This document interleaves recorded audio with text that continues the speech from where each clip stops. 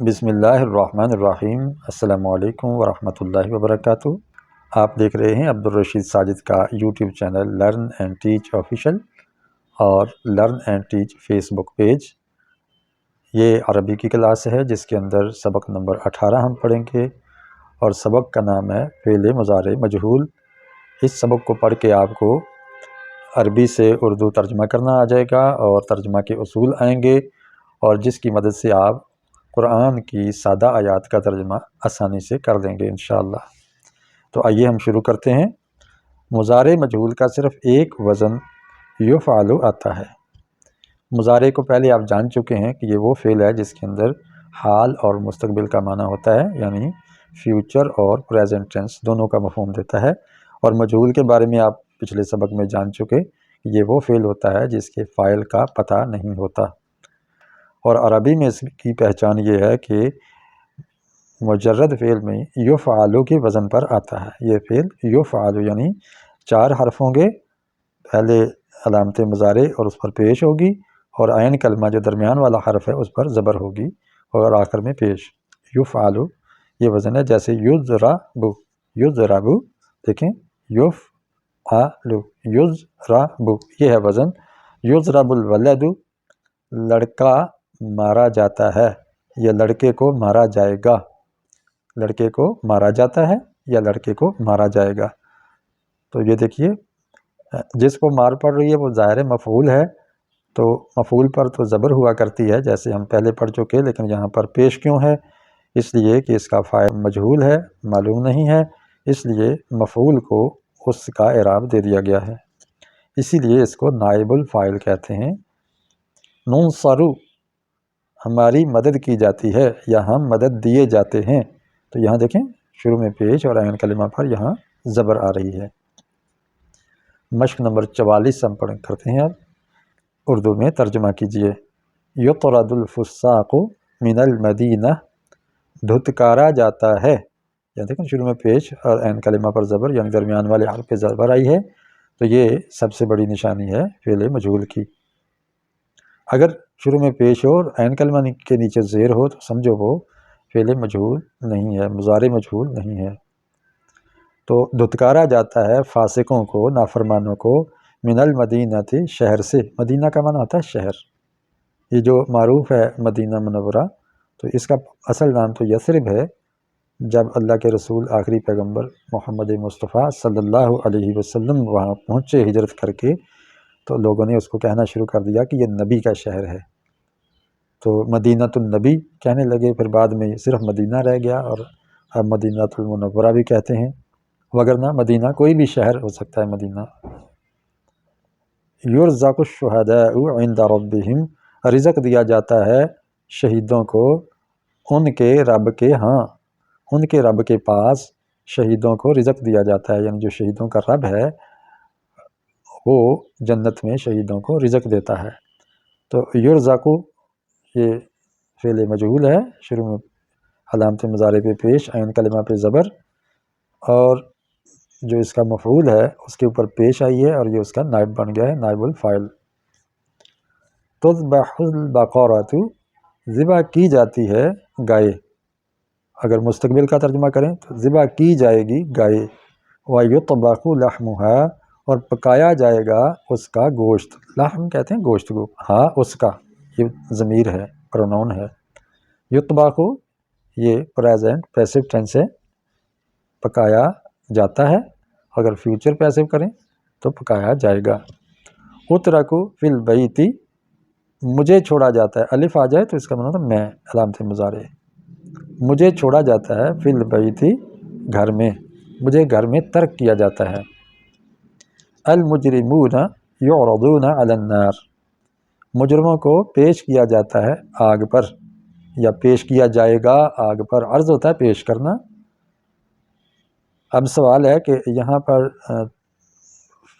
فاعل، اس میں نائب فاعل جمع تھا لیکن فعل واحد ہی آیا ہے، واحد غائب کا صیغہ آیا ہے، یہاں نائب فاعل جمع ہے اور فعل جمع کا صیغہ آیا ہے، یہ کیوں؟ یہاں واحد یہاں جمع کیوں آیا ہے؟ اس کا جواب یہ ہے کہ جب فاعل یا نائب فاعل پہلے ہو اور فعل بعد میں اسی کے لیے آ رہا ہو، تو اس وقت فعل اپنے فاعل یا نائب فاعل کے مطابق ہوتا ہے، واحد ہو تو واحد، تثنیہ ہو تو تثنیہ، جمع ہو تو جمع۔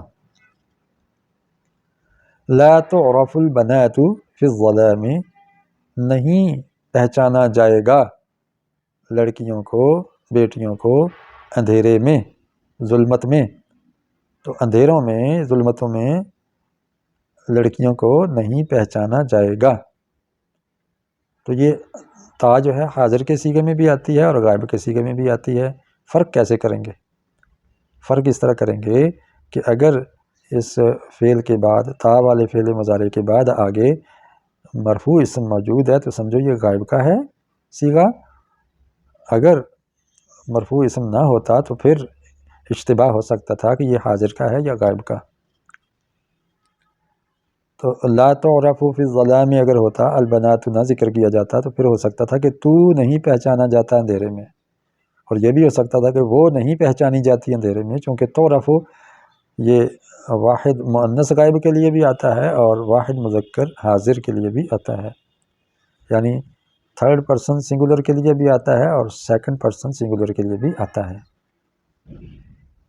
لیکن فرق اس کا آگے فاعل یا نائب فاعل کو ظاہر دیکھ کے کریں گے کہ اگر جملے میں موجود ہے تو سمجھو کہ یہ غائب ہی کا صیغہ ہے، چونکہ حاضر کے صیغے کے آگے فاعل یا نائب فاعل مذکور نہیں ہوتا، نہ ہی اس کی ضرورت ہوتی ہے۔ تقذف الکرۃ علی الارض، پھینکی جاتی ہے گیند زمین پر، زمین پر گیند پھینکی جاتی ہے۔ عربی میں ترجمہ کرتے ہوئے الٹ ترجمہ یوں کر کے ریورس چلتے ہیں عام طور پہ۔ یہ دیکھیں مجہول ہے، شروع میں علامت مضارع پہ پیش آ رہی ہے، اور قاف ذال فا یہ جو تین حرف ہیں اس میں پہلے حرف کو قاف کو فا کلمہ کہتے ہیں، ذال کو عین کلمہ اور فا کو لام کلمہ کہتے ہیں۔ تو یہ جو درمیان والا عین کلمہ ہے اس پر زبر یہ مجہول کی علامت ہے۔ تو زمین پر گیند پھینکی جاتی ہے، یہاں دیکھیں نائب فاعل کے اوپر پیش آ رہی ہے۔ نبعث الی المیدان لقتال العدو، نون آ گئی، یہاں تھی شروع میں الف، یہاں آ گئی ہے نون۔ یہ دونوں ایک ایک باری آتے ہیں پورے مضارع کی گردان میں۔ الف آتا ہے متکلم کے لیے یعنی فرسٹ پرسن سنگولر کے لیے، اور نون آتی ہے جمع متکلم یعنی فرسٹ پرسن پلورل کے لیے۔ ہمیں مبعوث کیا جاتا ہے، ارسال کیا جاتا ہے، بھیجا جاتا ہے الی المیدان، میدان کی طرف، لقتال العدو، دشمن سے لڑنے کے لیے۔ قتال ہوتا ہے لڑائی کرنا۔ اب یہاں دیکھیں نا متکلم کا صیغہ آیا ہے تو اس کے آگے پیش والا کوئی اسم آپ کو جملے میں نظر نہیں آئے گا۔ اس کی وجہ یہ ہے کہ حاضر اور متکلم کے صیغوں کے آگے پیش والا اسم یعنی فاعل یا نائب فاعل نہیں ہوتا، مذکور نہیں ہوتا۔ یسمع فی الزقاق صوت الفقیر، سنا جاتا ہے گلیوں میں فقیر کی آواز کو، یا فقیر کی آواز کو گلیوں میں سنا جاتا ہے یا سنا جائے گا۔ یہ فعل مجہول ہے، اور اب دیکھیں یہ غائب کا صیغہ ہے تو اس کے اسی جملے میں یہ فاعل مرفوع موجود ہے، یہ نائب فاعل ہے، تو اس لیے یہ غائب کا صیغہ ہے۔ اور پھر غائب کے صیغے میں یا آتی ہے، حاضر کے صیغے میں شروع میں یا نہیں آتی۔ تو یہ فعل مضارع اور فی الزقاق کے جار مجرور کا جوڑا متعلق فعل، صوت الفقیر یہ مرکب اضافی بن کے نائب الفاعل بن گیا یسمع کا۔ تنسج الثیاب من القطن، بنا جاتا ہے کپڑوں کو کاٹن سے، کپاس سے، سوت سے، سوت سے کپڑوں کو بنا جاتا ہے۔ یہاں یہ مرفوع اسم موجود ہے پیش والا جو اس کا نائب فاعل بن رہا ہے، اور یہ جمع ہے، تو یہ جمع ہے تو فعل دیکھیں واحد کا صیغہ آیا ہے چونکہ فعل پہلے ہے۔ اب سوال ہے کہ ثوب تو مذکر ہے، اس کے لیے یہ مؤنث کا صیغہ کیوں آیا ہے؟ تو ہم کہیں گے جو غیر عاقل کی جمع ہوتی ہے جس میں عقل نہیں ہوتی اس کا صیغہ واحد مؤنث آیا کرتا ہے۔ یہ پہلے بھی ہم جمع سالم، مکسر اور غیر عاقل کے سبق میں پڑھ چکے ہیں۔ تو یہ تھا آج کا سبق، امید ہے آپ کو فائدہ ہوا ہوگا۔ اگر فائدہ ہوا ہے تو لائک کیجئے اور اس کو شیئر کیجئے، نئے ہیں تو چینل کو سبسکرائب کیجئے تاکہ اگلے اسباق کے نوٹیفیکیشن آپ کو ملتے رہیں۔ السلام علیکم ورحمۃ اللہ وبرکاتہ۔